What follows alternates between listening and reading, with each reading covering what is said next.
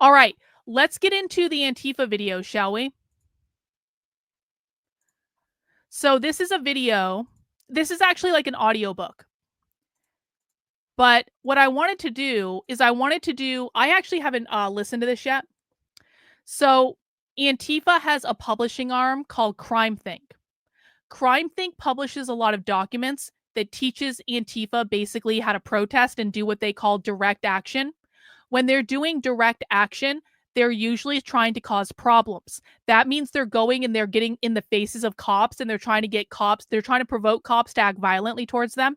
It might mean that they are at a protest using umbrellas as weapons or spray painting things or putting their propaganda up places, or they're figuring out how to do first aid, or they're learning how to deal with tear gas canisters, or any of these things that they might do when they're causing trouble. CrimethInc puts these documents out on the internet so it can get disseminated in a decentralized way all over the country. There are people who sometimes create audio versions of those same books. And so what we're going to listen to is an audio version of this guide, and we're going to listen to it and talk about it. You can see it's on CrimethInc's website. It's called A Step-by-Step Guide to Direct Action. And the reason I want to listen to this and I want to talk about it is we are going to see Antifa out this weekend in direct action. When you are watching these protest videos with Antifa, that's direct action. That's going out and causing problems in some way. And so this is Antifa's publishing arm providing guidance about how to do direct action. And so we want to read this, and then we want to see how often do we see this stuff showing up in the actual protests and riots. And it could actually be a fun experiment. I would love to hear from people. If we listen to this and then you go and watch the riot coverage later, pay attention for what inspiration you see them taking from this, because it's just an interesting exercise to go from watching this stuff in documents to it being in the real world. All right, everyone, please make sure you mount the like button for me. Everyone, please make sure you're subscribed to the channel if you want to be. Let's get this party started.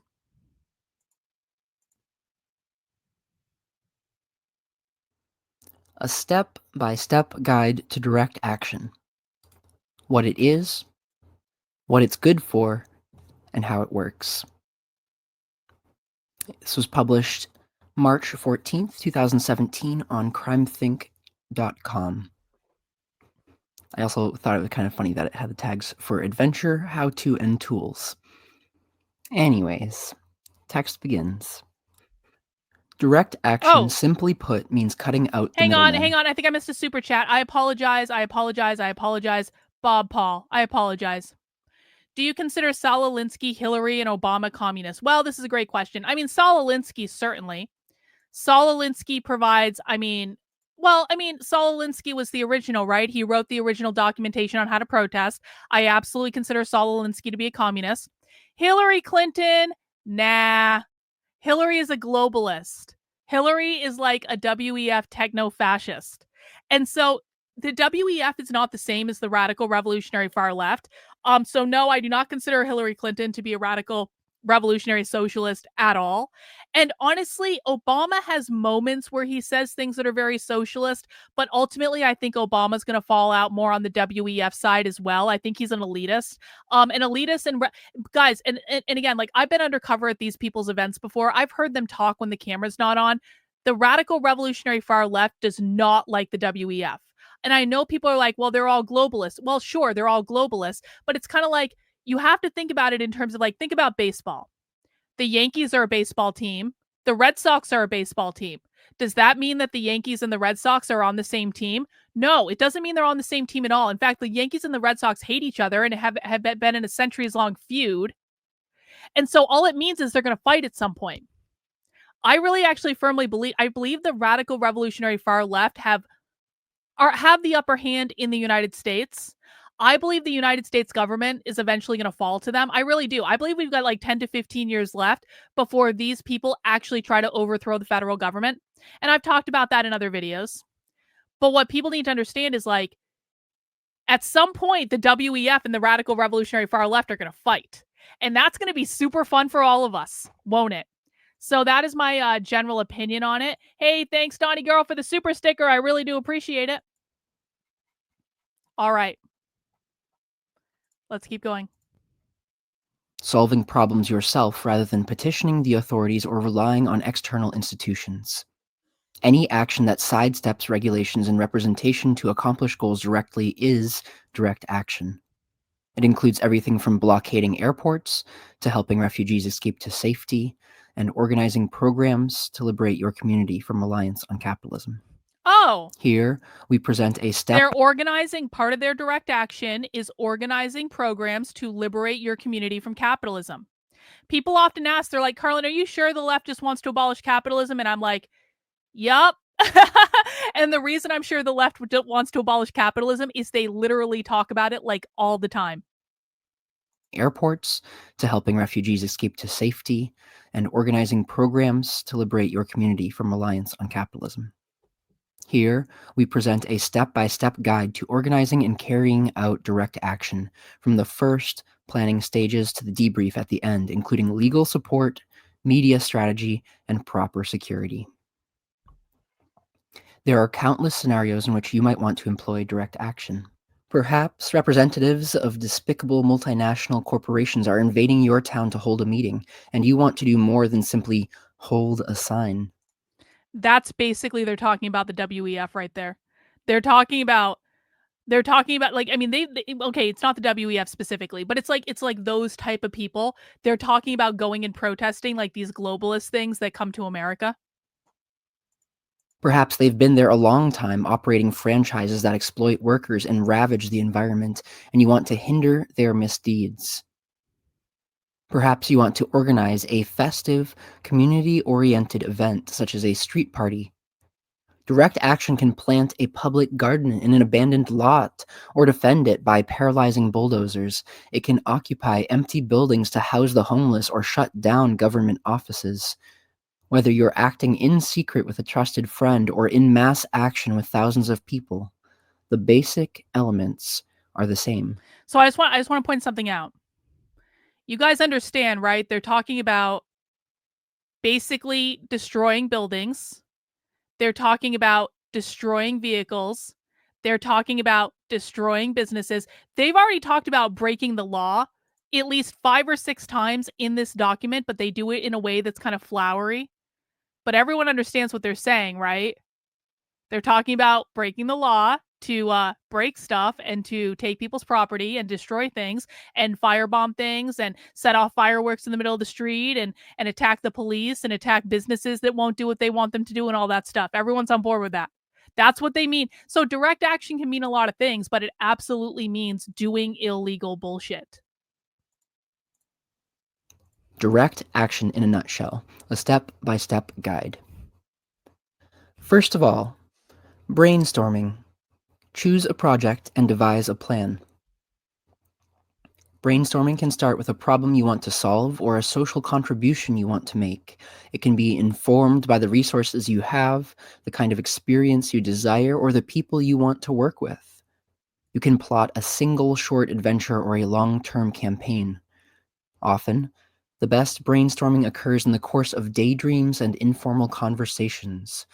It's good policy to trust that your craziest ideas can become reality and try them out. Yeah, try them out. Great idea.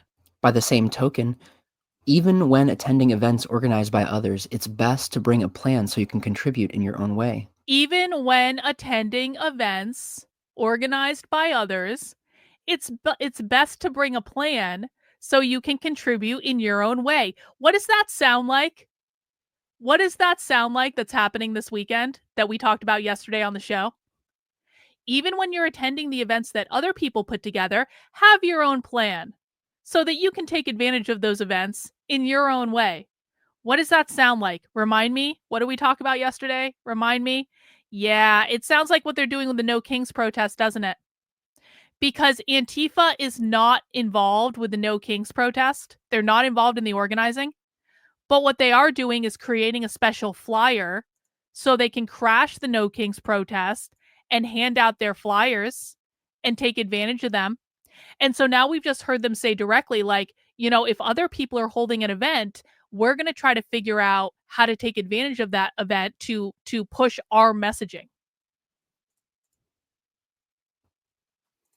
If it makes sense for your action to be organized openly, establish a format such as a public assembly in which to work out a strategy and tactics.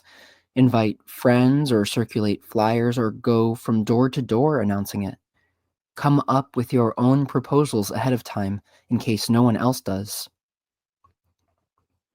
For more clandestine actions, brainstorm in a secure environment with a trusted friend or two. Keep your ideas to yourselves as you hash them out so you won't have already given them away when you're ready to try them. Goals. Establish and prioritize the goals of the action. Who is it your action for? Is it directed at on-the-spot spectators, corporate media viewers, the owners of specific corporations, their stockholders, the police and government, other members of the community, the participants themselves? What is it intended That sounds like they're coming up with a pretty in-depth plan. And they're basically, I mean, they're saying, here is all the different people that we can go after. We can go after community members, we can go after businesses, we can go after politicians, we can go after certain people who are saying things that we don't like. They're planning strategically. Antifa is not, and I think actually this is a really important point that I want to make sure people understand, because a lot of people came into the chat yesterday and they were like, maybe not yesterday, but I've seen a few people lately in the comments going, they just want to cause chaos. Well, they do want to cause chaos, but I want everyone to hear the chaos is strategic. The chaos is intended to elicit extremely specific goals. So this is not a recent document. The document was published in 2017, but they still use this today. This is still like their standard operating procedure today.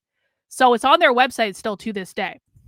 Hey, thanks, Suzanne. Yeah, hide their. They should definitely hide their ideas from me because I'll put it all over the internet.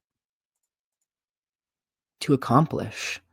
Is it meant to communicate ideas, to call attention to an injustice, to inspire people, to secure resources, to set a particular tone, to inflict crippling material damages, to provide a deterrent, to demonstrate a model others can apply, to serve as a learning and bonding experience for those involved? Establishing a shared understanding of the goals of the action from the outset will save a lot of headaches later when your plans shift and potential conflicts arise. Structure. Affinity groups. Work tightly with those you know. One of the most efficient and secure models for direct action organizing is the affinity group model. An affinity group is a group of friends who trust each other deeply and share the same goals, working together over a long period of time. They become efficient and effective. So I want to point this out too, because hey, thanks, Bob Paul. Thank you. Are Marxists and communists the same? Are Marxists and communists the same? Well, sometimes yes, sometimes no. For our purposes on this channel, I use the terms Marxist, communist, and socialist pretty interchangeably. There are differences between those terms. However, the reason that I use those terms pretty interchangeably is I've been to leftist events and I've heard leftists themselves refer to themselves as Marxist, communists, and socialists in like the same sentence. So the left is pretty colloquial with how they use those phrases, which is why I'm pretty colloquial with how I use those phrases. The biggest distinction I make among the left is, are they a revolutionary socialist or are they more of a reformist democratic socialist of America? That's honestly the thing that matters the most, because it tells us, are they still using the electoral process to get things done, or have they given up on the electoral process entirely and are focusing instead on overthrowing the federal government? Because Antifa wants to overthrow the federal government. They're not doing things through elections. They don't vote. They're not running candidates. They're not doing any of that. They're just causing chaos and destruction. The reason they're doing it is they want to overthrow the federal government. So the Democratic Socialists of America, who want to work within the electoral system, listen, they're socialists. They want a post-capitalist world. But the Democratic Socialists of America are a much more manageable problem because they want to work within the current system. And that's why the revolutionary socialists hate them so much. So there are different factions of revolutionary socialists. We'll talk another day maybe about Leninists versus Stalinists on the far left. But for our purposes in general, I use the term socialist, communist, and Marxist pretty interchangeably, and people will just kind of like learn that. But I appreciate the super chat and the support. Thank you. So what I was just going to say here is what Antifa just said was the best people to organize and do direct action with are your friends. They're your buddies. You trust your friends, you trust your buddies. It's like a club. It's a social thing that they do together. This is part of why the left is able to spin up protests at a moment's notice. It's not because Antifa is a well-funded organization. I don't care what you guys see on Twitter. Antifa is not a well-funded organization. They're just not. But Antifa has been organizing with each other for years and years and years and years and years. They've developed a very wide social net. They've developed their entire subculture. People are involved in this. It's their identity. These are their friends. These are their comrades. So the reason they're able to spin things up so quickly is not because they're paid to do it. It's because this is their social outlet. And you just heard the document say the very best people that you can organize with and do direct action with are your friends. Yeah, so this is important to understand if you're going to be here. We do not look at philosophical Marxism here.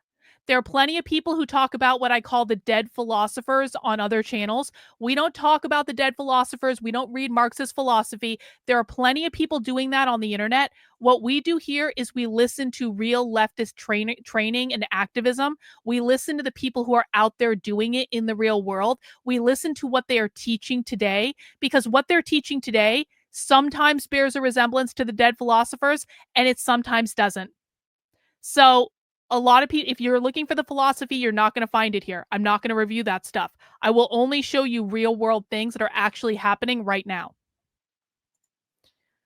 Maria Callas fan, I still have friends who don't realize I left the left who will text me and say, want to come with me to X protest tomorrow? Well, just nod and smile.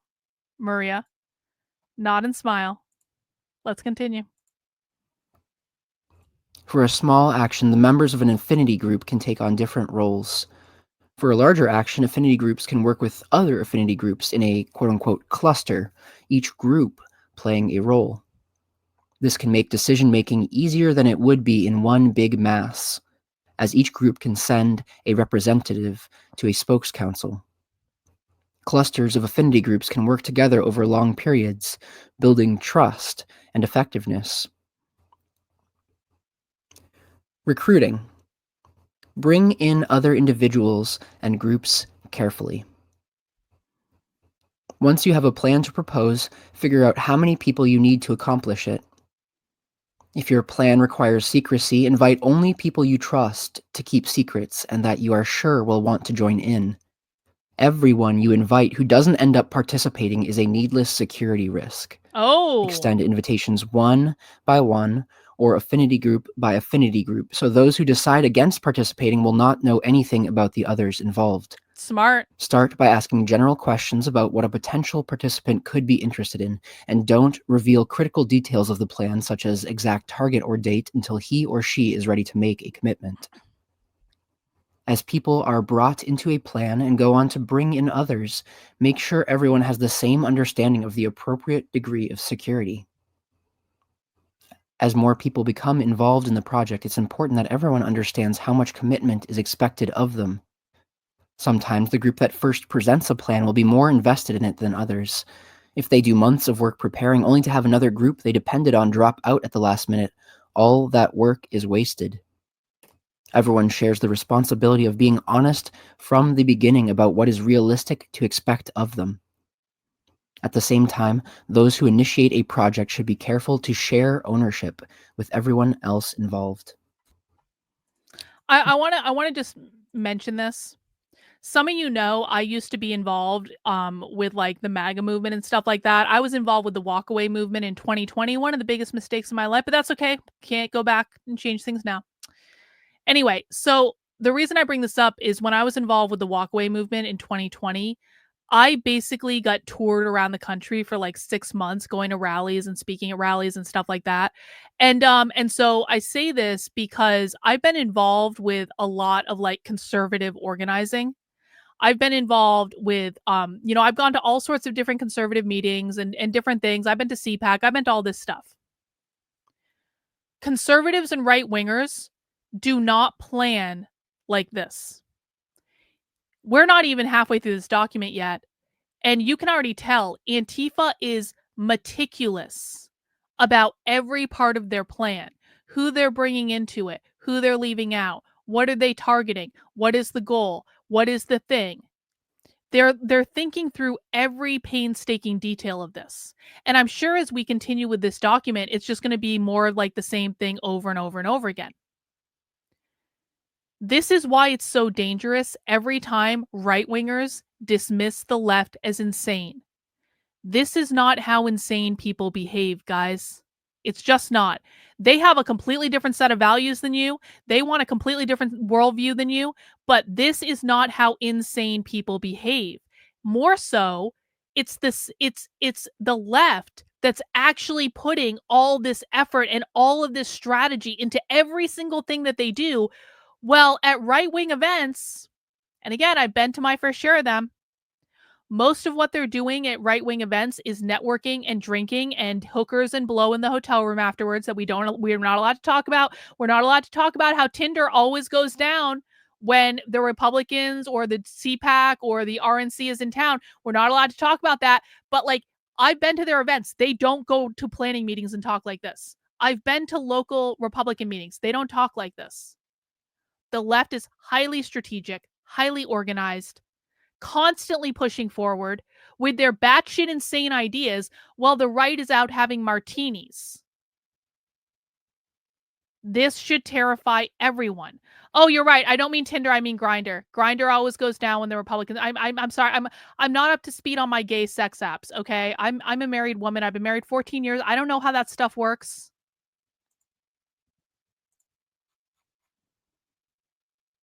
If the right just looked at what the left was doing and applied like half the energy that the left is to doing exactly the same thing, the right would be so much more effective in terms of actually getting shit done. Dynamics. Make sure power is distributed evenly within your group. Make all decisions in a participatory and consensual manner. If your group is large enough to warrant it, use an informal or formal consensus meeting process to make sure all voices are heard. Set the agenda of each meeting together and pick a facilitator to keep things on track. The more that everyone participates, the better informed the decisions you make will be. Be aware of internal dynamics that may be unbalanced, such as those between people with different backgrounds or between local organizers and participants from out of town. The more everyone participates in planning and preparing for the action, the more invested in its success everyone will be. A group with good internal dynamics is smarter than any individual can be. Individuals can bring in ideas, but together, the group can work out the best way to apply them. Yo, that is actually so true. So this is another example of how the left the left operates as a collective, whereas the right operates as individualism. Okay. Now, I'm not suggesting individualism is bad. In my heart of hearts, I'm an anarcho-capitalist. I believe that the individual is at the premium, right?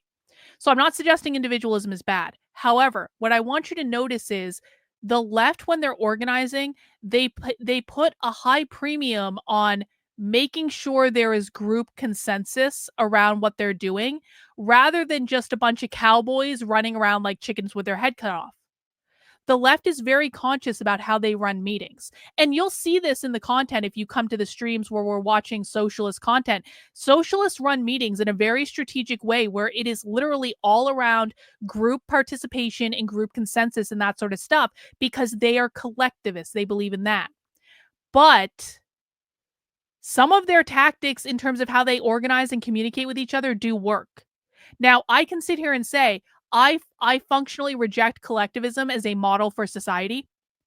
But I can also say getting along with the people that you're trying to do stuff with is actually sometimes a good idea. And you'll probably be more effective if you have good communication and that you're not always infighting and trying to stab each other in the back and doing all sorts of insane bullshit. Like, some of their techniques are probably a good idea. They're just being used to achieve evil ends. but that doesn't mean the techniques don't work. So listen to what they just said again. Good internal dynamics is smarter than any individual can be.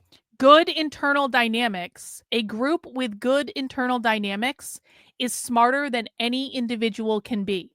That is 100% correct, guys. I firmly believe that, honestly, if the right just took everything the left does and applied it to their ideas, the right would win. And I'm much more further right than probably many of you. But, like, literally, if you just take what they're doing, their tactics, and you apply it to better, more right-wing ideas, the right would win, because the right's ideas, at least on the dissident right, are better than the left's ideas. But what's happening is the left is focusing all their energy on doing this. They're being highly strategic. They're working together. They're having good communication. They're pushing and organizing every single day. And the right is tweeting about it. The right is whining on Twitter. The right is clout chasing on Twitter with the latest piece of clickbait content and shit talking each other and starting infights and stabbing each other in the back and making stuff up and spreading it all over the internet that isn't even real. Well, the left is actually just keeping their heads down and continuing. And this is why they win. It's not because their ideas are better. It's because they're more focused, while the right is engaging in internet bullshit and drama. Individuals can bring in ideas, but together the group can work out the best way to apply them. Make sure everyone feels supported and comfortable throughout. Okay. Shut. Listen, all new people are about to get a dose of the hazing. All right? All new people are about to get a dose of the hazing that will happen probably to all of you on this channel eventually. Shut the fuck up. Shut the fuck up. The right is busy running businesses and having children. You sound like a leftist to me. Are you retarded? Are you retarded? I have an IQ requirement on this channel. You have to have at least 100 level IQ in order to be in my audience. And if you're on this channel and you're listening to me painstakingly break down every aspect of leftist organizing, and your reaction is that I have a job, you're a leftist. Go fuck yourself. You can run along to Fox News and the Daily Wire now. You're not smart enough to be here. You're not smart enough to follow along with this. And we don't want you here disrupting us. Because people like you are the problem. We're just running businesses. Do you think the left doesn't have jobs? The left has jobs. They all have jobs. They do this in addition to their jobs. You think the left isn't having kids? Honey, I can show you leftist childcare programs. I can bring you up an entire fucking PowerPoint talking about leftist childcare programs to indoctrinate their children at their leftist meetings to become future leftists. This is the type of bullshit that leads to the left winning. And now, because I have judged that you are not smart enough to be here, you are banned. Goodbye, goodbye, goodbye. We're never going to listen to you again. Goodbye, you're gone. Bye, bye. Have a nice life. Enjoy Fox News. Bye. The project. Check in with each other outside of formal structures as well as inside them. Though often overlooked, maintaining morale is a critical aspect of successful direct action organizing. Keep level heads in the face of surprises and uncertainty. The basics. Security culture. Circulate information on a need-to-know basis. Reader's note, I read What is Security Culture earlier. I'll put a link to the video in the description and at the end. Security culture is a way to avoid unhealthy paranoia by minimizing risks at all times.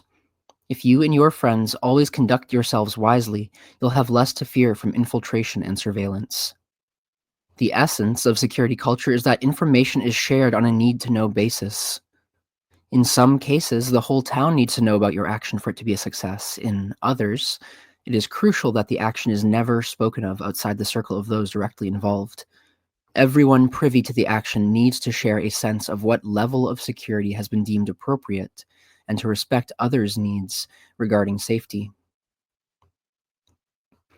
Consent is as important in security as it is in sexual intimacy. Yo!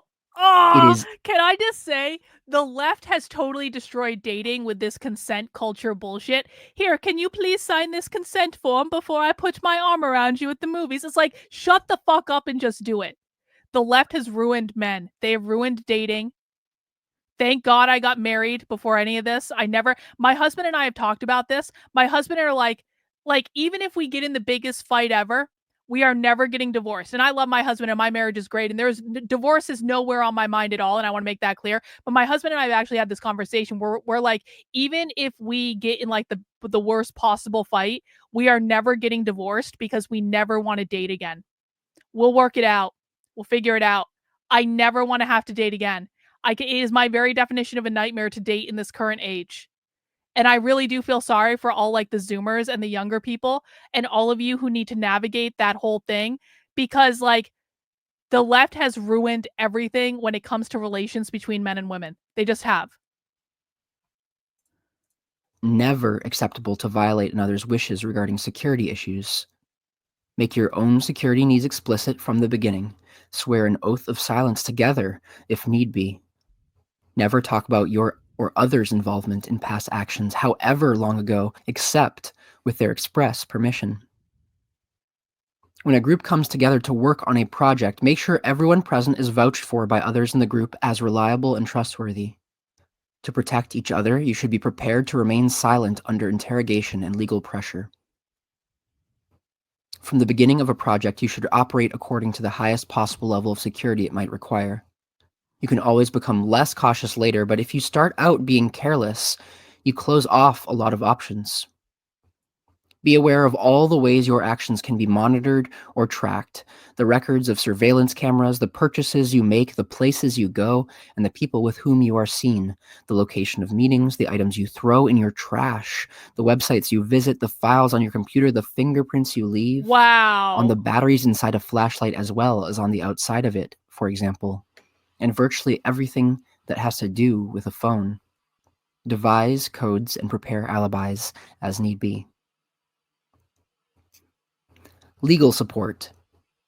Prepare infrastructure to provide support during and after the action. This is important. Okay, you guys might actually see this in the protests and the riot streams. I know some people have been covering it. I think Andy No tweeted about it the other day. So the left, when they go into stuff like this, did you guys know that the left trains people on how to get arrested? The left actually takes volunteers for people that are saying, I will get arrested in this protest.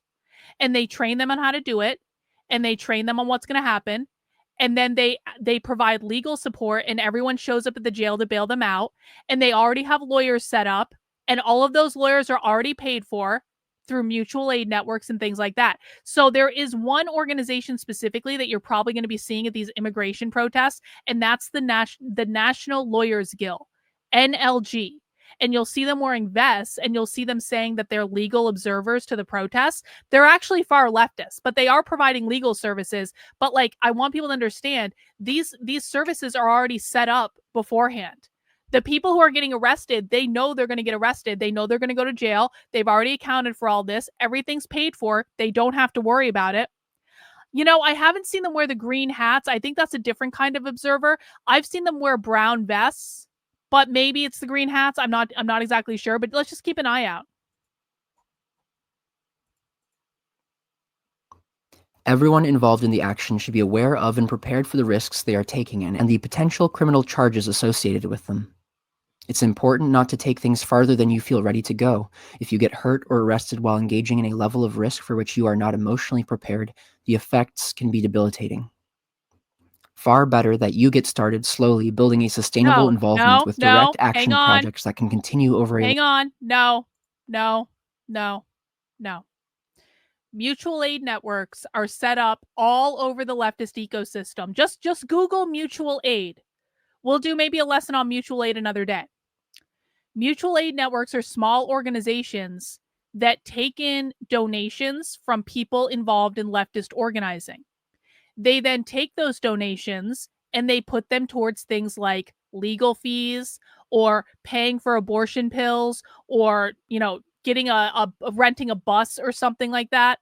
These are just small nonprofit organizations that take in small donations from the people in the community and they put it towards these ends. When you say, so they're funded, what the impression that you're giving is that these people have millions of dollars in the bank from like China, and that's not true.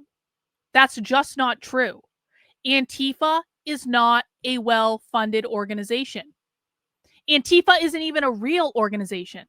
Not technically, it's like a loose affiliation.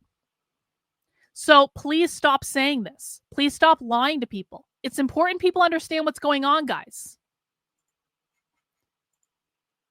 Another super chat from Bob Paul. Is any Christian expression tolerated in communism? Yes. Yeah, and we've actually heard them say this.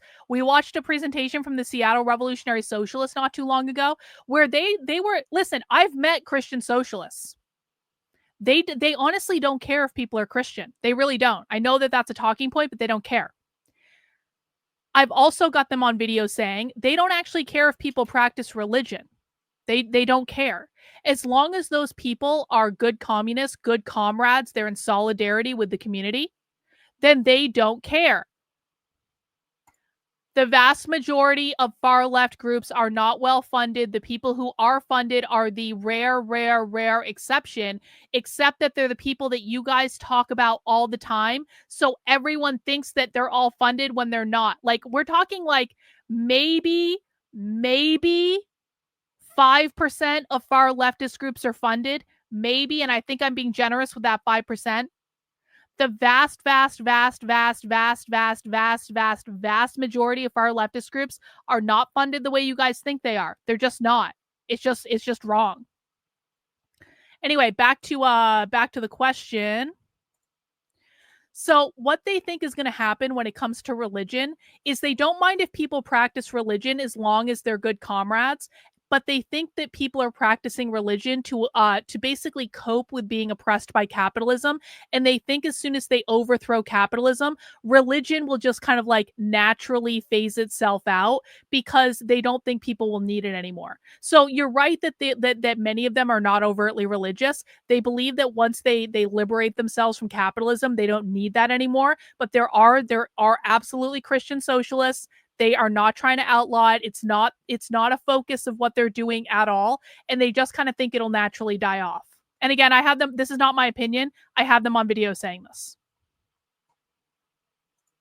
Lifetime, then rush into an action, have a bad experience, and swear off all such activity. If your action may result in arrests, prepare a legal support structure for those who participate. This could include a legal aid number for arrestees to call, legal observers to monitor and document the actions of police, Bing. money for bail, lawyers to provide immediate support to arrestees and to represent them in court, and a circle of people prepared to offer emotional, financial, and logistical support throughout court cases. The legal aid number should be open to receive incoming calls at all times throughout the action. Bear in mind that in some cases you cannot call a cell phone from jail. The legal aid number should not incriminate the arrestees or the people who receive the calls. If part of your alibi is that you don't know each other, don't all call the same number from jail. If you fear you will forget the number, write it on a concealed part of your body in permanent marker. That's why they do that. The person operating the legal aid number should know the full names of those who may be arrested. You guys have seen them write phone numbers on their body parts, right? Like a lot of people at the Tesla protests were doing this. Because by the way, Antifa also organized the Tesla protests. I hope people are clear about that. So in the Tesla protests, you would see people like with numbers sprawled across their arm. That's what they're doing. Arrested so as to check on their status. To bail someone out of jail, you can either give the entire amount of the bail to the court system, in which case you should receive it back after the legal process is finally concluded, or you can go to a bail bondsman and pay about 10% of that. In the latter case, the bondsman's fees may cost you a significant amount of money. If no one can pay bail, an arrestee may sit in jail until the court date, although in the case of minor infractions, it can happen that police release people on their own recognizance so as not to have to deal with them. If you are risking arrest, decide whether you want to have your identification on you to expedite processing or to be without it, so they cannot identify you immediately. A large group of arrestees who refuse to give their information can tie up the legal process and sometimes gain bargaining power. If you need medication, consider it. Listen to this tactic. Okay, so they're basically saying, if you refuse to give them your ID, if a bunch of you just refuse to give them your ID, you're basically going to throw sand in their gears and you're going to tie up their whole legal process. So not only are they planning every part of this meticulously, they're also trying to say, how can we fuck up the system? How can we make this go as slowly as possible? How can we create a backlog for them? How can we make things difficult for them? They plan every part of this meticulously. Yes, which is why they get let go so often. That's exactly right. We actually, you know what? I'm pretty sure this was in Los Angeles yesterday. In Los Angeles yesterday, the LAPD spent all this money and time trying to kettle the rioters, which basically is like form a perimeter around the rioters. So they were supposed to arrest them. That was the plan. They were supposed to arrest them. And then after they spent all this time forming this giant formation around all the rioters to get them in a fucking circle, they just let them all go. And they said, all right, everyone go home now. If you're out after this, then we're really gonna arrest you this time. It's not like last time when we told you we were gonna arrest you. We're actually gonna arrest you this time. And so what I think happened, and I said this on Twitter, I was like, oh shit, the LAPD is running out of resources to arrest people. Like, that's why they let them go. They were supposed to arrest them. Then they decided they didn't have the resources to arrest them, and then they let them all go. And I commented on that to, I think, Anthony, who's doing great coverage on the ground. He's one of the people that is on Twitter posting all this stuff. And he replied back and he said, no, I think they've got the resources. But then someone else replied to me, someone who was actually in Hollywood, and that person was listening to the police scanner.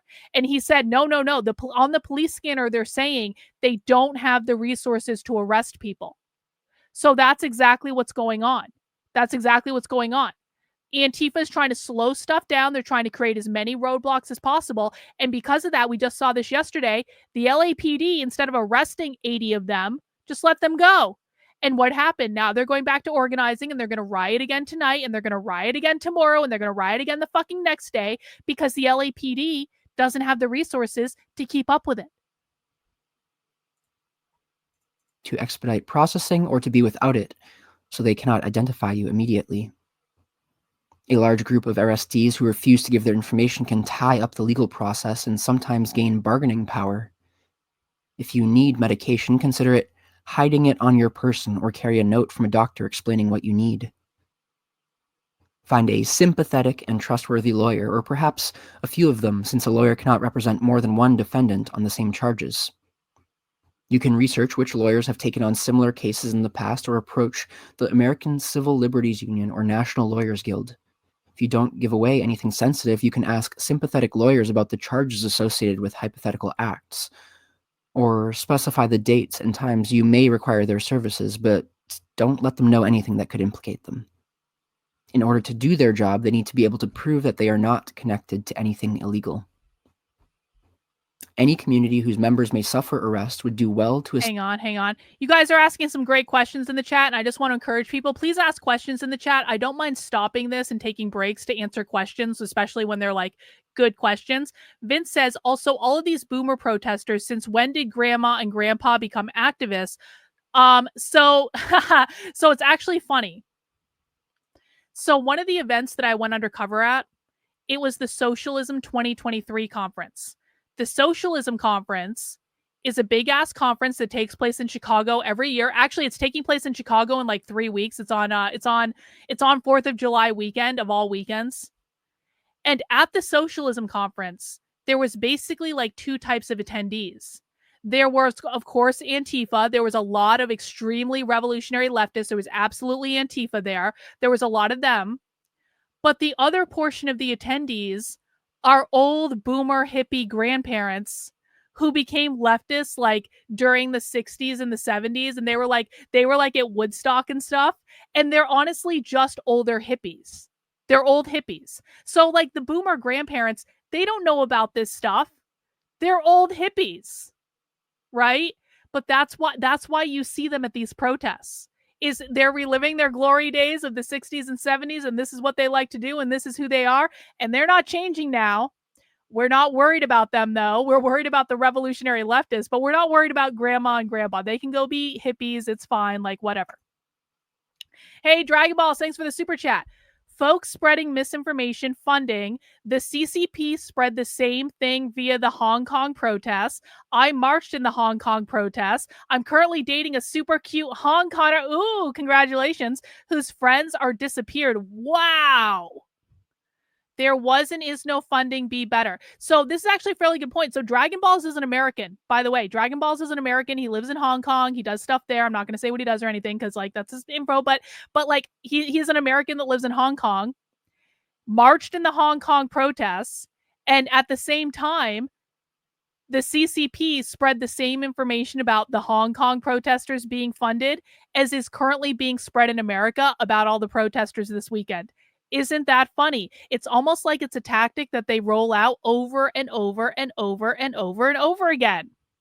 Thanks, Dragon Balls. Appreciate you as always. Well, then Andrew can put on his big boy pants and debate me, bro. Just like he seemed very reticent to do. I talked about it at the beginning of the stream. Andrew does not want to debate me on the far left, so he can debate me, bro. Because I promise you, Antifa ain't funded by no NGO. Antifa is not funded by any of these people. But nice try, Andrew. Nice try. Establish a bail fund in advance. This can save a lot of running around in the middle of emergencies. Throw benefit shows, sell t-shirts, solicit donations from wealthy sympathizers, have your friends at the university book you speaking dates at their school in return for student funds. Yo, real. Fuck, oh my God. Revolutionary socialists do this all the time. That's so funny. I'm always kind of flabbergasted when I see revolutionary socialist activists that I know showing up doing speaking gigs at universities. They go to the universities, they get the university fund. Holy shit. So here's what happens. There's a lot of revolutionary socialists who work at universities. Those revolutionary socialists use their university jobs to hire the speakers for the universities. They bring in their revolutionary socialist friends to speak at the universities. We oftentimes watch their videos on this channel, and then they pay their revolutionary socialist friends with university money, which was probably federally funded. How funny. This can save a lot of running around in the middle of emergencies. Throw benefit shows, sell t-shirts, solicit donations from wealthy sympathizers, have your friends at the university book you speaking dates at their school in return for student funds. Make sure the bail fund stays with someone who is even-handed, trustworthy, and always ready to reach. Likewise, consider what your media strategy will be, whether it will be wise to direct public attention and support to arrestees. Listen, there are a lot of people in the chat right now saying, well, how do they buy this? How do they buy that? How do they buy this? How do they buy that? Guys, I'm going to make this really easy. The idea that leftists don't have jobs is fake. How do leftists buy fireworks? Do you know how leftists buy fireworks? They go to the store and they buy them because they have jobs. It's not as though they have no money. It's not as though, like, how do you go to the store and buy groceries? You go to the store and you buy groceries. It's like, how do you go to the store? Like, this was the big thing with like the college encampments. And like all the conservatives online, when the college encampments first started going up last year, they were like, oh yeah, how did they buy all those tents? And I was like, You're telling me you don't think some rich kid at Columbia University just took out daddy's credit card and went to a sporting goods store and literally bought all the same tent in the sporting goods store? Like, you don't think that they can coordinate on a Telegram group to all tell each other to go buy the same $60 tent or whatever? These people have jobs, guys. They have jobs. They have money. They're not completely divorced from the economic system.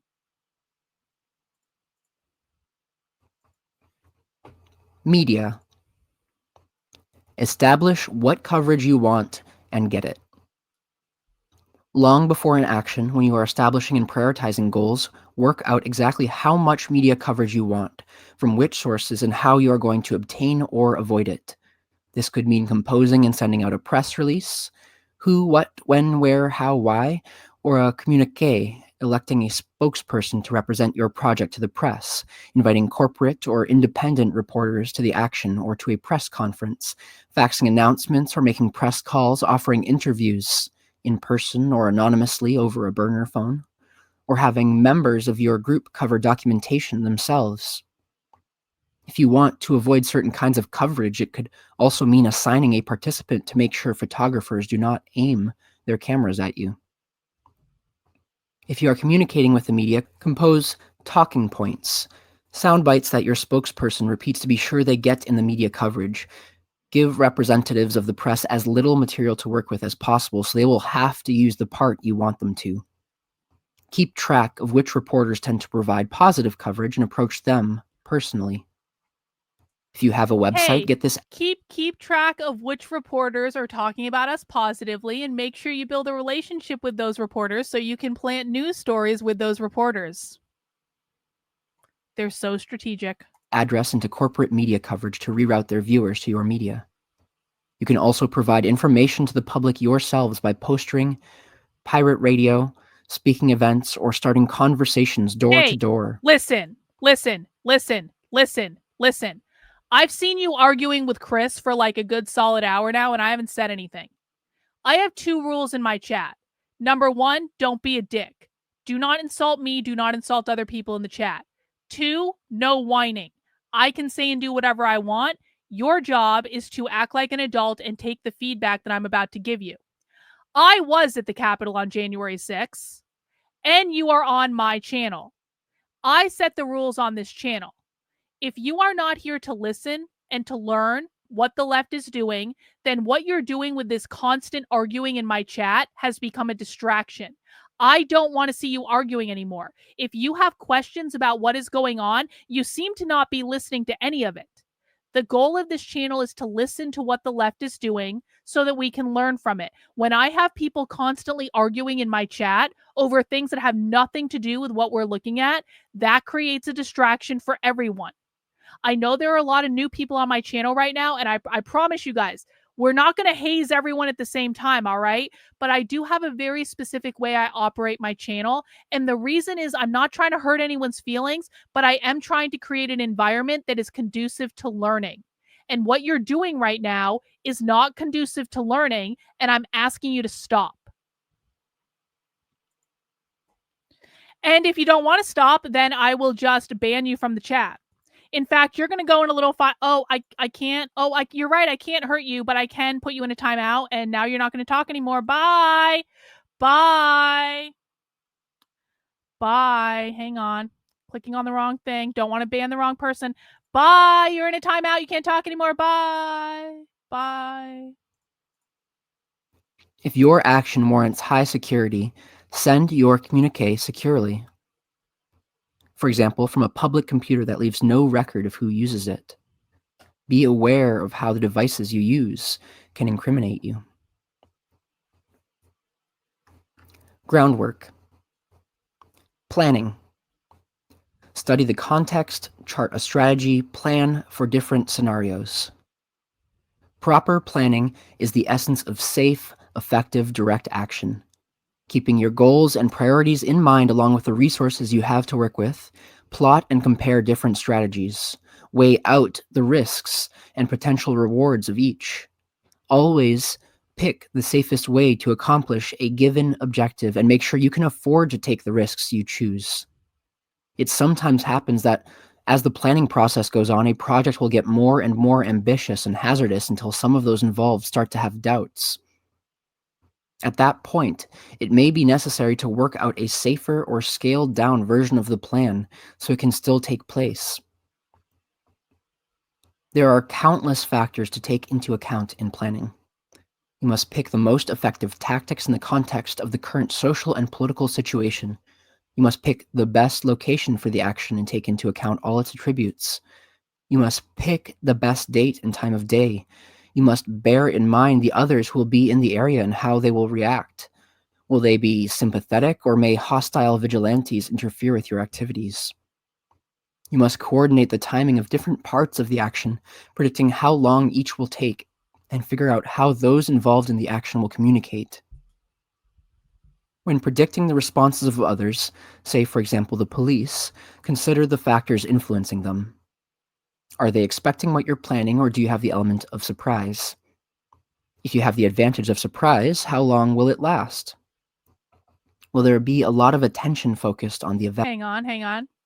Okay, I suspect I'm going to be answering this question a lot in the next several days. So please be patient if you've heard me say this before. And it's not a dumb question. It's not a dumb question at all. So what can be done to combat all this is defense futile. So what I think and why I've built the system that I've built is the best thing that can be done to fight this is the first thing people need to do is unlearn every single thing they think they know about the left and start hinging into reality with what the left is doing in the real world. Because the problem right now is that the only defense that we have against the left is the right. And no offense to anyone on the right, and I'm pretty far right wing myself, but the right absolutely sucks. The right is not doing anything to fight against the left. The right isn't even hinged into reality when it comes to the left. The right doesn't even know what groups they're looking at. They don't know what the left believes. They don't know what the left's tactics are. All the right does is whine and complain on the internet and spread misinformation around what's going on.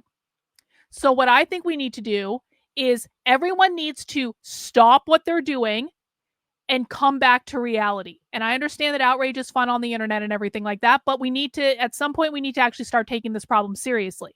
If you do not understand your enemy, you cannot defeat them. So what I do on my channel is I'm trying to learn as much about the left as possible. I look at their real world activists. I look at their real world events. I look at what they're doing to cause chaos in my life. I try to break down their plans. I try to break down their communication style. I break down their language so that people can understand it. I'm trying to create a community of people and a grassroots effort to teach as many people as I can about what the left is doing in the real world. What I want to have happen is people come to this content, they learn as much as they can, and then they go out into the world and teach other people. Or they go out into the world and they go undercover at leftist events and they start teaching other people with more real world content. Or they get involved in political parties in their hometown and they teach this information there. Or any of these things. But no one is coming to save us. The conservative media establishment is useless. The conservative media establishment is worse than useless in that oftentimes they lie to their own audiences. So we can't rely on them to save us. We can't rely on politicians to save us. We have to save ourselves. And so that's what we do here. I'm trying to teach people as much about the left as I can.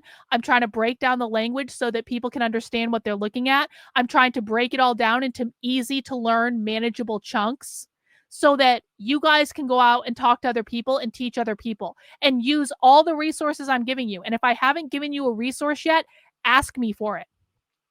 So people ask all the time, what can we do to fight the left? This is what needs to happen. People need to learn.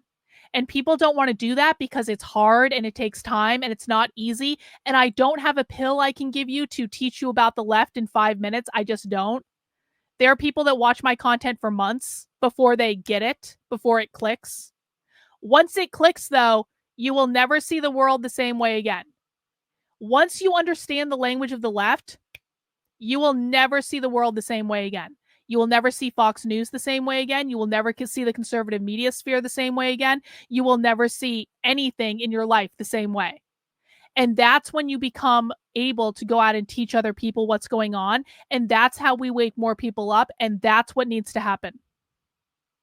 Yeah, you can go to my Substack and look it up. I actually have a whole article on it. So actually, I wrote it, well, probably about 6 months ago, but you can find the definition of woke on my Substack. So I hope that makes sense. Let me see. I think I got another super chat. Average person says, good, accurate information is key. Think about why espionage is so prominent in times of war. Yeah, that's exactly right. We're doing espionage on the left. That is what we're doing. Well, it might be a little too late. You're right about that. It might be a little too late. But unlike most people, I'm not going to look myself in the mirror and know I did nothing.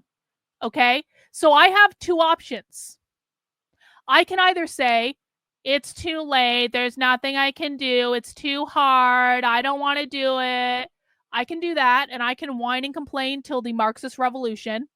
Or I can say, you know what? As long as I've got breath in my body, as long as I have the ability to stream on the internet, as long as I can wake up every day and have the ability to do this with a community of people that are supporting me in doing this, I'm going to teach people as much about the left as I possibly can.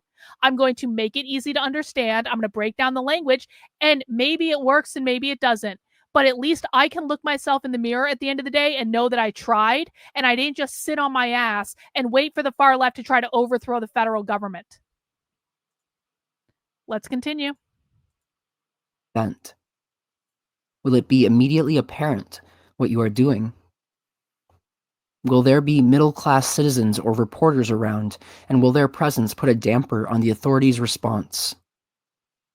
What is their strategy likely to be based on previous precedents for police behavior in this context? Hang on.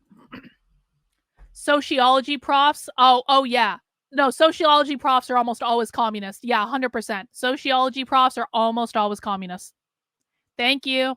Bosses want them to come down hard on you or to avoid provoking a scene?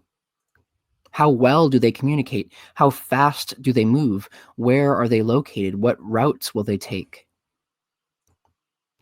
Don't underestimate the challenges of simple logistical matters such as transporting people or communicating in stressful situations. Don't forget to plan an exit strategy either.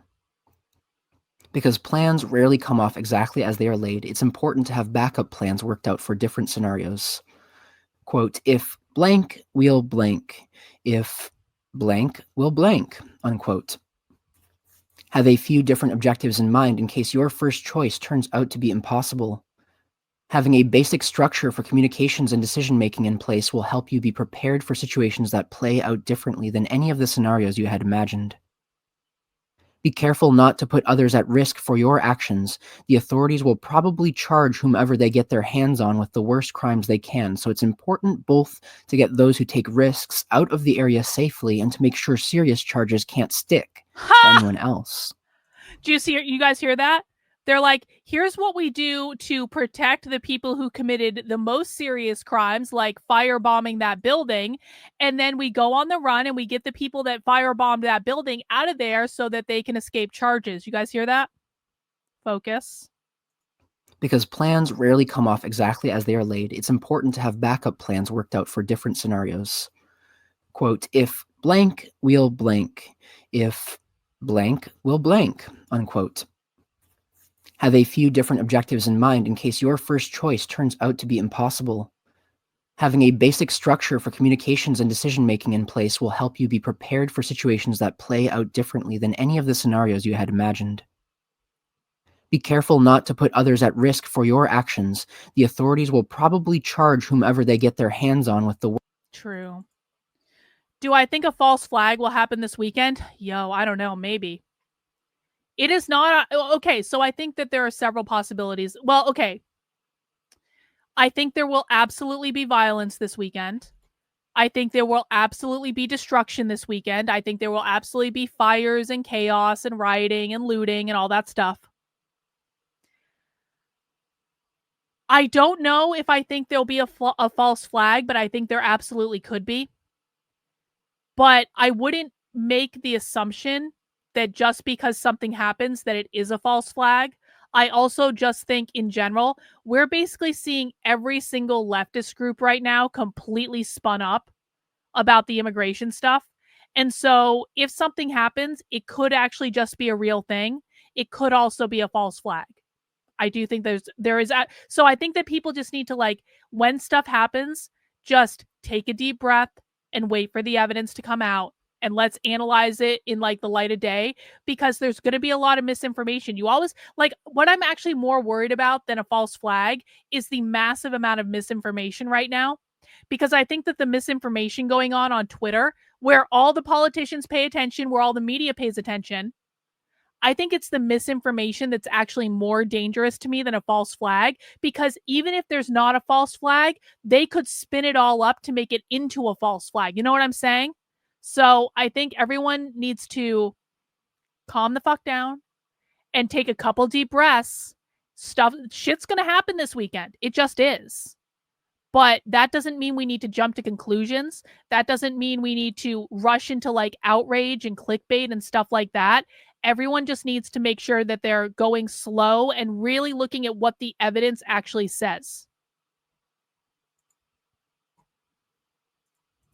Worst crimes they can. So it's important both to get those who take risks out of the area safely and to make sure serious charges can't stick to anyone else.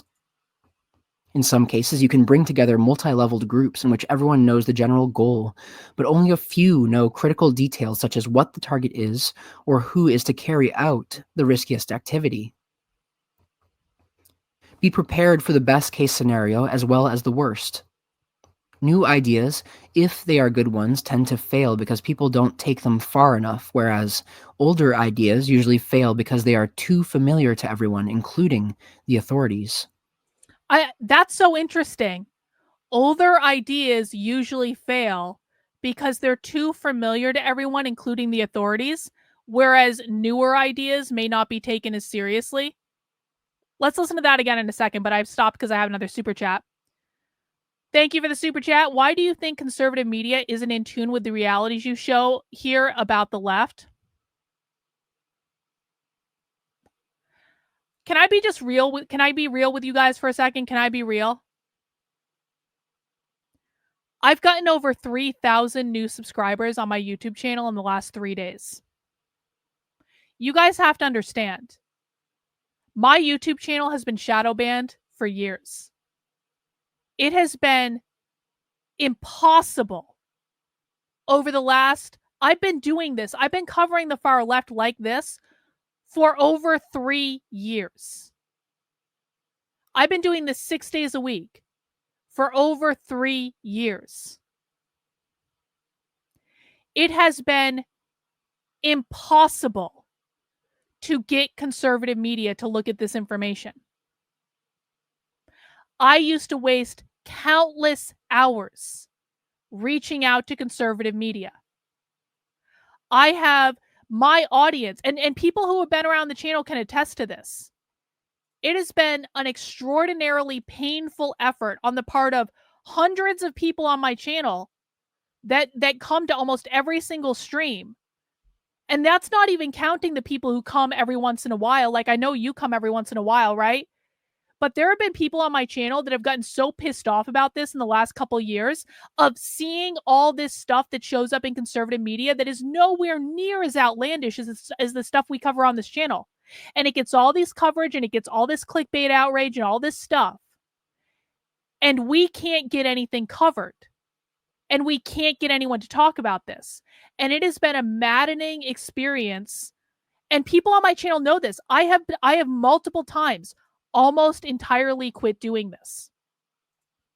If you go back on my channel, there are videos of me probably at least once every 6 months doing some sort of crying stream on the internet where I'm like, no one's listening and this is a big waste of my time and I'm killing myself and I'm driving myself insane and I'm putting myself through all this shit and no one's fucking listening and I can't get anyone to talk about it. I have had multiple breakdowns where I was almost this close to quitting at least 4 times in the last year and a half. But I'm obsessed with this and I just can't quit, and so I kept going with it. But I got to tell you guys, I've been actually really emotional in the last 3 days just seeing this sudden and really unexpected growth on my channel and seeing all these new people here and seeing how receptive people are to this information.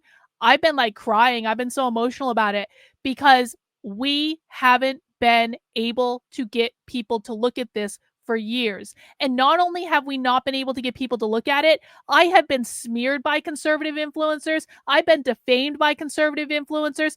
I have people like Konstantin Kisin running around the internet telling people I'm insane because I tried to show him primary source evidence. James Lindsay has called me a narcissist up and down the internet. He spread all these horrible lies about me just to try to get people to not look at what I was doing. I felt like I was running uphill trying to carry a giant ass boulder every single day for fucking years. So why doesn't conservative media cover it? I don't know, man. Ask them. Ask them. I've been doxxed by conservatives. I've been harassed by conservatives almost like to the point of almost giving this up entirely many, many times because I could not get them to talk about it. But I always knew if my content got in front of real people, that real people would see. And so now, at least in the last 3 days, thousands and thousands and thousands more people are seeing my content than have seen it in a while. And I just really hope the momentum keeps up, and I really hope people subscribe to the content, and I really hope people share it, and I hope people learn something from it. And that's all I can do. I have long since given up on conservative media sharing this content. I don't even bother anymore. I don't even bother trying to go on podcasts or anything because they never know what's going on and they're never interested. So my job is to show up and to do these streams and to do my Substack and to do my podcast and stuff like that and to tell people what's going on. And I'm putting the content out there. And I just have to hope that once it gets to real people, they will see and they will come, and I won't need conservative media or conservative influencers ever again because they are the ones that have impeded my work more than almost anyone else. The left does not harass me or bother me nearly as much as the right does. The left doesn't even pay attention to me. They know who I am. A lot of them have me blocked on all these platforms, whatever. But the amount of blowback that I've received from the right over the last several years, they have literally tried to destroy me, destroy my reputation, destroy my work, do everything they can to get people to not listen to me. And it's all because all of this, what I cover, destroys the conservative narrative because the primary source evidence does not align with what conservatives are telling their audiences. It's not the same. And so once people start seeing this, and I've had so many people on my channel wake up, I've had so many people watch my content and go, fuck conservative media. They never told us this. And it's because they can't. Because the minute that you start seeing the real content is the minute that you realize that it's way worse than what conservatives are saying, that there's no reason for them to show you this content because they would disprove the narrative that they're using to make money. And so here we are. And this is why I always say to people, no one is coming to save you. You have to save yourselves. So. In some cases, you can bring together multi-leveled groups in which everyone knows the general goal, but only a few know critical details such as what the target is or who is to carry out the riskiest activity. Be prepared for the best case scenario as well as the worst. New ideas, if they are good ones, tend to fail because people don't take them far enough, whereas older ideas usually fail because they are too familiar to everyone, including the authorities. Sometimes, the best results come from applying familiar tactics in entirely new settings. Look back in time for precedents, occasions when similar actions were attempted in similar contexts. These can be very instructive. As you gather years of experience and learn from others' successes and failures, you'll develop skills for predicting and preparing for a wide variety of situations. Preparation. Gather equipment and dress appropriately. Once your plans are laid, draw up a timeline until your action, counting backwards from the big day to establish the deadlines for all the pieces that must be in place. Andy No is well aware of my work. Andy No occasionally shares my work. I'm often asked why Andy No doesn't share more of my work. I am grateful for the stuff that he does share. I think that Andy No's work is pretty good. There are some things that I vehemently disagree with him on, but it's an intellectual disagreement. I don't dislike Andy No. When people ask me why Andy doesn't share more of my work, I don't know what to tell them. So I would recommend people ask him, because I don't know what to tell them, because I don't know what the answer is to that question. I suspect it has to do with who Andy is paid by. I suspect it has to do with the narrative that Andy wants out there, because Andy does craft narratives. And that is the intellectual disagreement that I have with him. I think he crafts narratives instead of just following where the evidence goes. But it's not as though what he's reporting isn't happening, but he's fitting it into a story. So I'm grateful for every single time he does share my work. It helps get out there to more people. I really wish he shared more of it, and I wish he understood more of what I did. But I appreciate him. On in the planning, work out what funding, materials, and other resources you will need and how to obtain them. If security is a priority, obtain what you need in such a way that it cannot be traced to you. Affinity groups from out of town can acquire potentially incriminating materials far from the site of the action. Make sure everyone has appropriate clothes for the action, including different outfits in layers if necessary. Even talking about how to dress. Take security issues into account as they relate to clothing. If everyone is dressing in black for anonymity, be sure no one's clothes have unique identifying features. Likewise, if you're going to be posing as random passers-by. Trantifa may be a catchy phrase, but it's not accurate. Queer Marxism is what it is. It has a proper name. They're queer Marxists. And the reason this is a problem is that queer and trans are not the same thing at all. Trans activism is a completely separate thing from queer Marxists. And what Andy is talking about are queer Marxists. And that is the reason I'm so adamant about this. This Trantifa thing that he's doing is stupid. The naming convention is dumb. Because queer Marxists, and if you guys stick around the channel, you'll learn this. Queer Marxism is legitimately like the worst, most dangerous thing that is going on right now on the left. And I cover queer Marxism extensively. I'm working on 2 books about queer Marxism. Like this is a topic this was supposed to be Queer Marxism Month, and then there were riots, and we had to change the plan. But this title that Andy made up is really, really, really unhelpful in terms of getting people to understand what queer Marxism is. And that is my issue with it. It's not that I dislike his coverage. The content that he's covering is critical. Andy uncovers, there we go, that's the word I'm looking for. Andy uncovers stories no one else is talking about. That type of coverage is critical. This is why, like, I have no personal beef with Andy No. I have a very strong intellectual disagreement with him about how he's presenting the content. Because I think he's not thinking about teaching people. He's thinking about, how do I craft this for a media narrative? Trantifa is not a real group, and queer Marxists are not even...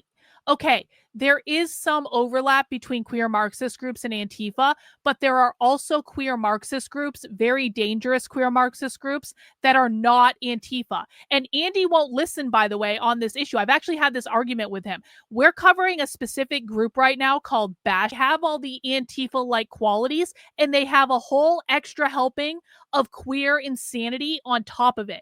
And Andy No will not admit that these are 2 separate groups with 2 separate organizing structures with 2 separate goals. Bashback has published all this stuff about what they're doing. They're not Antifa, and Andy won't admit it, and he's wrong.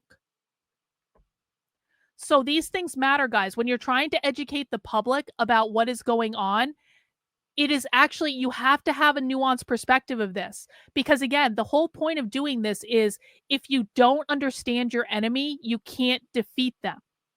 If people think that bashback is the same as Antifa, then when bashback starts causing a whole lot of problems this summer, as I promise you they're going to, people are going to think they're the same thing when they're not. That means they don't understand their enemy.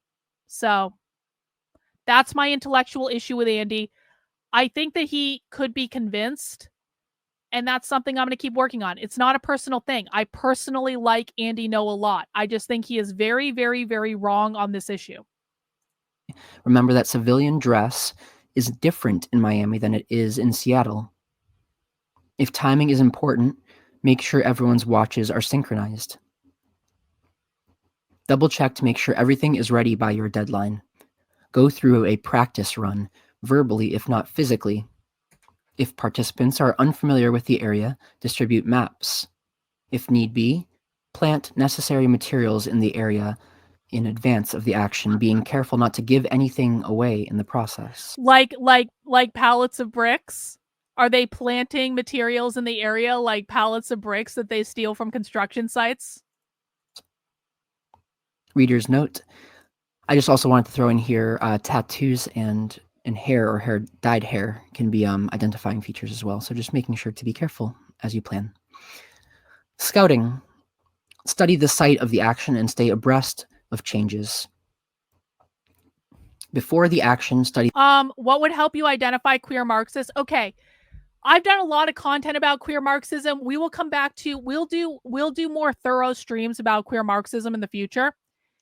In general, what you're going to be looking for is an upside down pink triangle. It may also be right side up, but typically the pink triangle is upside down. You may see signs that say queers bash back. You may just see so you might see the pink triangle with like the A in it, like the anarchist symbol.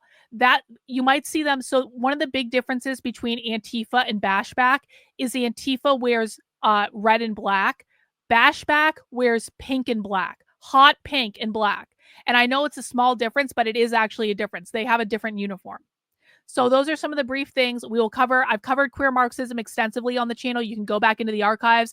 I will cover it extensively again, just not today. The area carefully. Chart safe routes in and out. Look for hiding places, obstacles, potential targets, and surveillance cameras, including those in ATMs and stoplights.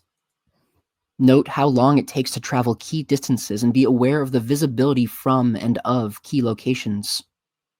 How close are the authorities? How long will it take them to arrive? Can their approach be delayed? Who else is in the area? While scouting, be careful not to call attention to yourself or leave an obvious record of your passing. Be sure to do at least some of your scouting at the same time of day as the planned action, and, if possible, do a quick check immediately before it to make sure nothing has changed. If your action calls for daunting tasks, such as climbing a steep rooftop, it may be good to make an actual practice run. Like climbing a rooftop. Okay, like climbing a rooftop. Information can also be gathered from photos, maps, and brochures. Aerial maps or blueprints may be available. In some cases, you can obtain information from a tourist center or call and ask questions on a pretext, as a student doing a report, for example, or even receive a guided tour. Once you've collected a lot of information, it can be helpful to consolidate the important parts into a map suited to your needs. Be careful. They're talking about staking out the locations where they want to pull this shit. They're like, why don't you go on a guided tour of that building that you're planning on firebombing? Why don't you sneak away from the tour group and go up on the roof and scout that out? Hey, it might be a good place to throw Molotov cocktails from after all. Dispose of all files and paperwork securely. Come on. Roles. Divide up responsibilities and set up decision-making structures. Identify all the roles necessary to pull off your plan and make sure every one of these is filled. Some potential roles include lookouts, scouts, police liaisons, media spokespeople, internal or embedded media, legal aid contacts, legal observers, medics, distractions, quote unquote, plants. For example, people disguised as innocent bystanders who are ready to intervene if necessary or who will politely honk their horns while a barricade is erected in front of them. Getaway drivers, people to transport materials, people to receive information and make tactical decisions, and people to carry out the actual action. In some situations, it is wise to have understudies for important roles in case it turns out at the last minute that someone can't participate. This is especially true if you don't know in advance what the date of your action will be. For example, if it is to coincide with an event that you cannot predict in advance, such as the announcement of a verdict or a declaration of war. Diplomacy. Yep, exactly. Consider the way each action will affect others. If your action is taking place during or as part of a larger event, there may be large meetings at which different groups try to coordinate their efforts. These can be useful, but they tend to consume a lot of time and energy, so make sure you go into them knowing exactly what you hope to accomplish. Whether you're acting in the midst of thousands of other activists or far away from anyone, take into account the way your actions will affect other people. Will they endanger others? Will they provoke police repression? If so, will others bear the brunt of it, and is it possible to offset this? Will your actions make it more difficult for other people to do important work in a given community? Are there negotiations or reassurances you should engage in before, during, or after the action? Honor all agreements you make with other groups. Some might be willing to help you, with or without knowledge of the specific details of what you're doing. Over time, if you prove reliable and considerate, you'll build alliances with them.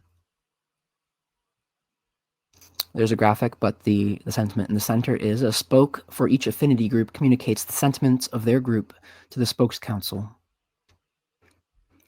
During and after the action. Awareness. Stay alert throughout the action. Awareness is key to the success of any action. Often, the atmosphere can change very quickly. Oh, It is important to keep up with what is going on. How many states have activated the National Guard? I know Texas activated the National Guard. I know Missouri now apparently has activated the National Guard. I did see big protests in St. Louis. Have any other states activated the National Guard? And to have established in advance how you will react to a given scenario. For example, is the arrival of a single police car a big deal? How about 10? Is it common for police to tail marchers in the city? While you can never be certain of exactly what will happen, going over possible scenarios in advance and having an idea of how your group wants to deal with them will give everyone a more solid idea of how to react and how not to overreact as the situation develops. When informing others of a development, announce the raw information, not the conclusions you may have drawn from it. Quote, the police are putting on gas masks, unquote, not, quote, they're going to gas us, unquote, so others can draw their own conclusions. Resist the urge to panic and the tendency to get carried away as well. Communications. Keep each other informed. Hang on. It is a standard operating procedure for terrorism.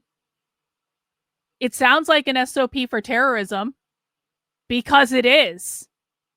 Now consider this, Cam. This Antifa manual for how to commit terrorism has been on the internet since 2017. How many Antifa riots have we been through since 2017? When at any point, any of the good conservative influencers could have found this document and could have said, hi, audience, here's the Antifa terrorism manual. Do you guys want to read the Antifa terrorism manual? Should we read it? Should we see how Antifa is committing terrorism? What if just one big time conservative influencer had said, hey guys, do you want to look at this manual where Antifa is literally planning to firebomb buildings and help people escape arrest, and they're talking about staking out buildings, and they're talking about all this stuff in relation to breaking the law? What if just one conservative influencer had ever covered this? Why are you only hearing about it now? That's the question that people should be asking. This document's been around for a long time. I promise you, every member of Antifa has read this document. Every person involved in the violence that's going on, they've read this document. Why hasn't the FBI done anything about this? Why hasn't the DOJ done anything about this?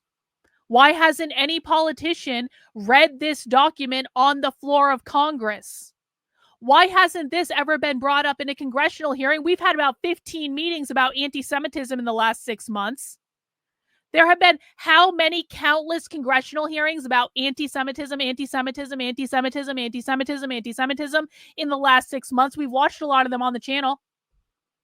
Why hasn't there been one conservative politician, one conservative influencer that thought, hey guys, maybe this is important?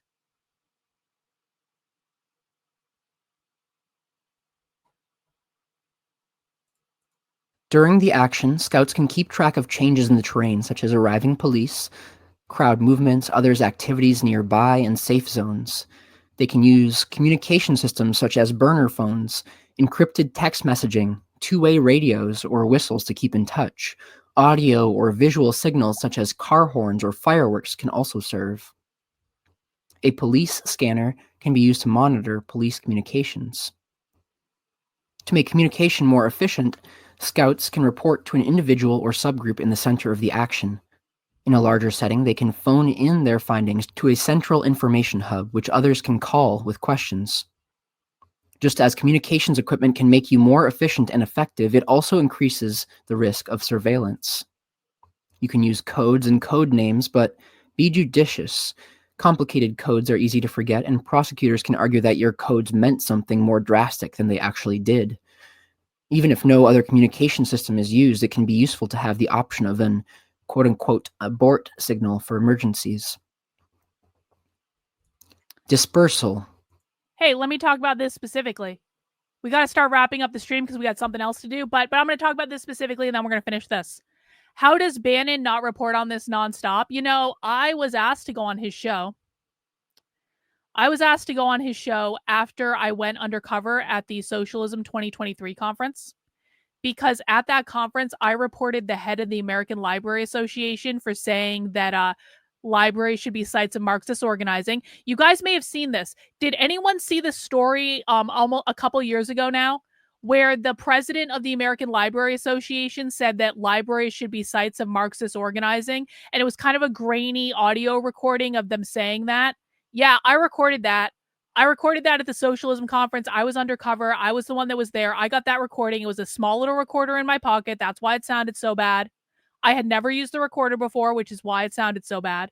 That was me.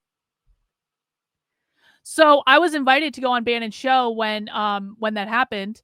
And then they canceled, and then I kept following up with them to try to reschedule, and they said, no, we're not interested anymore. And then so I never heard from them again. So it's not as though they don't have my info. They've already invited me once and then disinvited me. So that's that. Quit while you're ahead. A safe escape is the most commonly overlooked part of direct action organizing. Be sure to have an exit strategy worked out in advance. If you'll be in a large group, especially with others who haven't been part of the planning. Hang on. Scott, thanks for the super chat. I hope sometime you will say more about your fascinating observations earlier. Read the use of drums and actions to coordinate dynamics. If I have more to say about that, Scott, I will, but I do appreciate the super chat. Thank you. Process, think about how to avoid the herd mentality that keeps crowds together after it would be better to split up. Know when to press your advantage and when to quit, when to run as fast as you can, and when to walk nonchalantly. Discard anything that could incriminate you, if possible in a place it will not be found. Wait to change your appearance until you're sure you're no longer under observation. If need be, gather in a safe place afterwards and make sure everyone is accounted for. Collect bail money, seek outside assistance, write press releases. While everyone involved is still around, get contact information for anyone who might be able to testify or provide documentation to assist arrestees. Debriefing. Regroup to discuss what went well and what lessons can be learned.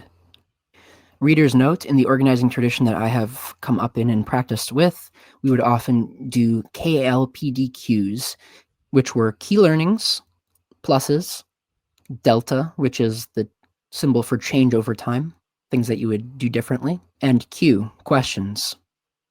Back to the text. After the action, destroy any evidence that could be used against you. Oh, Keep tools that could be tied to the action in a hiding place outside your home. wow. If you may have to testify in court at some date in the far future, consider writing down all the details you might need to remember on a piece of paper and concealing it in some place where you can be sure it will never be found. Get together in a secure setting and go over what happened.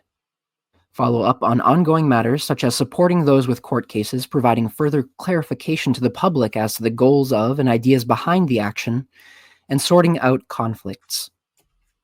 Celebrate your victories, offer each other constructive criticism, learn from your mistakes, and lay plans for the next project. This has been a step-by-step guide to direct action, what it is, what it's good for, and how it works. Written by CrimeThink and published on crimethink.com in 2017. And still on that website today. Well, that is the end of the Antifa Terrorism Manual. How do people feel about that? What are your thoughts overall on the Antifa Terrorism Manual? That's really what I should have called this stream. We're going to listen to the Antifa Terrorism Manual today. Congratulations. Okay. Let me see what you guys are saying in the chat. Well, I'm sorry. They're currently, they firebombed the Seattle police station yesterday. Firebombing the Seattle police station is not LARPing. Firebombing the Seattle police station is actual terrorism. Yep. Fun times. Fun times.